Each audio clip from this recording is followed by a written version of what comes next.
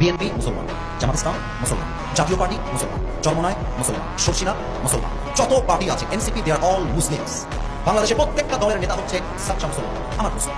Now this question to everybody, those who are here and those who are listening my lecture right now, যারা আমাকে শুনছেন সবার কাছে আমার প্রশ্ন, বিএনপি যদি মুসলমান হয়, জামাত ইসলাম যদি মুসলমান হয়, জাতীয় পার্টি যদি মুসলমান হয়, এনসিপি যদি মুসলমান হয়, চরমনায় যদি মুসলমান হয়, তাহলে আগামী সংসদ, আগামী পার্লামেন্ট কোরআন দিয়ে চলবে না কেন?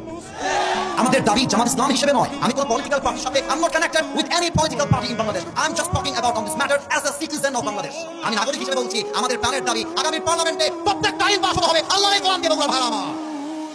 A few moments later. আমি কি কোনো দলে কথা বলেছি? আমি শুরু থেকে নিয়ে অবমাননা করেছি। আমার প্রত্যেকটা বিএনপির সাথে ভালোবাসে। ক্ষমা চাওয়া লাগবে এখানে। আমি কি কোনো দলের নাম বলেছিলাম? কাল গালি দিয়েছিলাম? আমার ভূমিকার কথা শুরু হয়েছিল 3.5 হাত মাটির কবর দিয়ে যুবক ভালো বলো। আল্লাহর কোরআন দিয়ে আইন চলবে, এটা কোনো রাজনৈতিক কথা হইতে পারে? এটা মুসলমানদের কলিজা হবে। আগামী সংসদ চলবে কোরআন দিয়ে। যেই বেড়াবাদ করছে একটাও থাকবে না যুবক ভালো। তোমরা আমার সাথে থাকবো তো ইনশাআল্লাহ? আমার পক্ষে আসো তো ইনশাআল্লাহ? আবার দেখা হবে রাসূলুল্লাহ সরকারি অবস্থা হবে ইনশাআল্লাহ, দেখা হবে ইনশাআল্লাহ।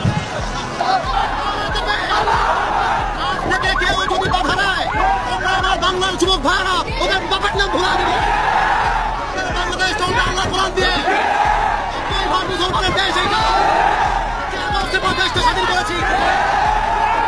এটা নাকি বিএনপির লোক?